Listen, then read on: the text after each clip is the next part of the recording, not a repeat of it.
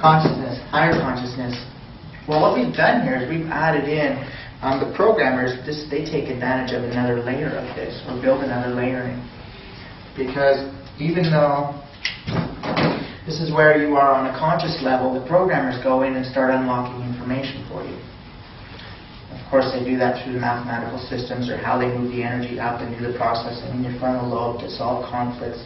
Solving conflicts between information allows the memory systems to reline up properly. So it integrates them, creating more confidence, more energy. Well, it creates more confidence because it's unlocking more information. It's just doing it in the background.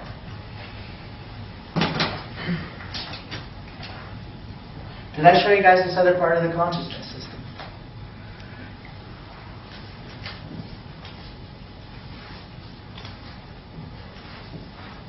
Unconscious, semi-conscious, and conscious. Remember before it was a vertical scale, which was higher conscious, subconscious, and conscious. Now what we got is a horizontal scale as well that goes unconscious, semi-conscious, and conscious. In other words, we can have information that's going on in the background, information that's kind of in the foreground but not completely. You guys know how when you have a real big experience, you look back and you see all these messages leading up to it? That's semi-conscious. Or when you get dreams before something happens, you can see it. It's called foreshadowing in movies. Okay? That's called semi-consciousness. Well, I took advantage of this system when building the programmers and said, hey, why is it this is what a person really wants to learn? Why do they have to learn all this stuff in order to keep themselves stable and balanced? Why not, in the background, supply them with the technology that can fill in these areas for them, but on an unconscious level, through the subconscious, through background information programming. Because this stabilizes them on a conscious level. They don't need to know this information because that's not really their choice. However, it stabilizes them. So they can utilize this information now more efficiently. Also, yeah, that's exactly what they do. Also, when this person decides, hey, you know what, by not understanding this information over here, I'm really missing out. Because I could be more successful having this information and adding it into this thing. But because this information is already unlocked, it eliminates that resistance. You know that energy where when you have more energy from using the programmers and it's easier to get into things because you feel better? Well, that's all an illusion. Okay? You feel better and you feel more comfortable getting into it now because it's already unlocked that information. It's already a part of you. It already feels comfortable. Okay? It has nothing to do with emotions. That's just your memory. It's just the way you interpret this information that you didn't know that you knew. Okay? That's what makes it feel more comfortable. That's what allows you to step into it easier and be more open to these things. It's already been unlocked. You already know it. Okay? Pretty neat, eh? Yeah. Does that bring up levels of resistance as you keep going? You can have levels of resistance depending on the amount of depth that you have supporting information against what's accurate or what fits together into the laws. Now, the great thing about the programmers, energy itself is a debate. If I'm going to heal a person's knee and I put my hands on there, all the information from my knee is going towards their knee, and it's saying, hey, you should be working like this. And their knee, which maybe runs at 50%, says, you're retarded. This is the way to do it. Because the body and the cells actually believe that that's the right way. It's a false belief system. The body doesn't know or doesn't remember how to do something properly. It thinks that that's the right way. So the energy from my knee and the energy from their knee, have a conversation and go back and forth. And they bring up all these points and topics. Every debate that I win,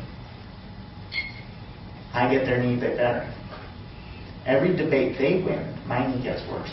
And that's how energy operates. Who says that the debate will win, though?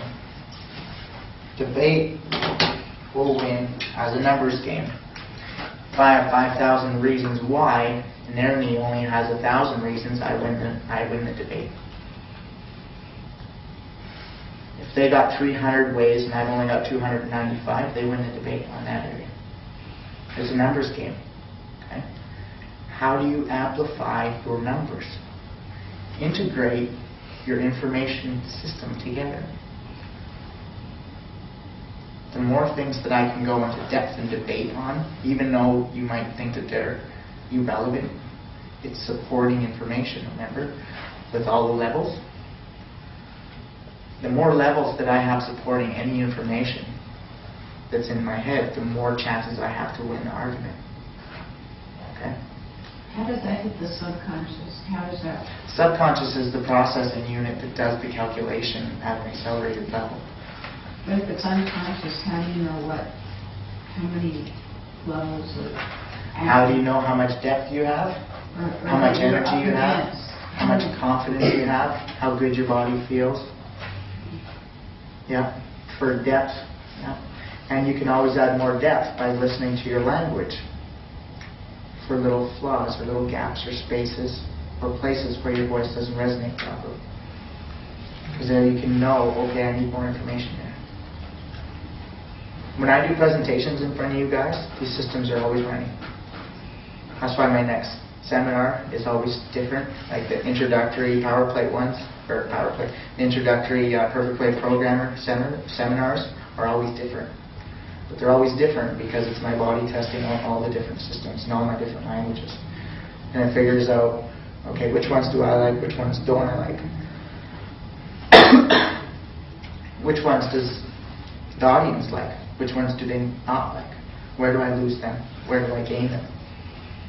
And it's always running these calculations. I might do 10 or 12 seminars, and finally I'll take everything that I learned from those 10 or 12, compress it into one seminar. But it'll be an awesome seminar. These are all automatic systems that run in me, and they're automatic systems that are set inside the programmers.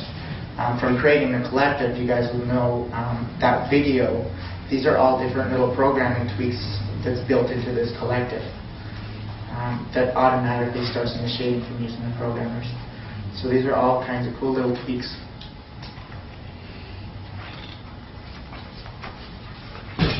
If you look on the Perfect Play Programmers, you will find that there are 10 layers of circles. There's one in the very center. That's the 10th. How big? All the little circles. All the little, okay. Yeah, all the little circles.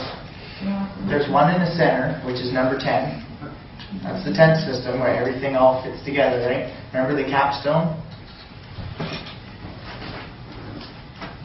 In a hexagon.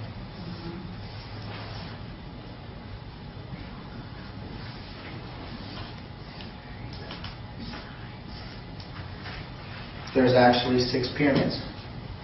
Okay? In a cube, there's 6 pyramids. Okay? Hexagon, I guess there's 6 triangles. The capstone in the center connects all of them together. If I take this capstone out of the programmers, it'll keep building a bunch of experiences where you almost get there, and the energy will cut off right at the end when that final connection is going to make and everything falls through. It's a great circle to have in there. I didn't know that it was supposed to be in there at one point, so I tested out a little for a while, one without it, and I started realizing what was happening. I'm like,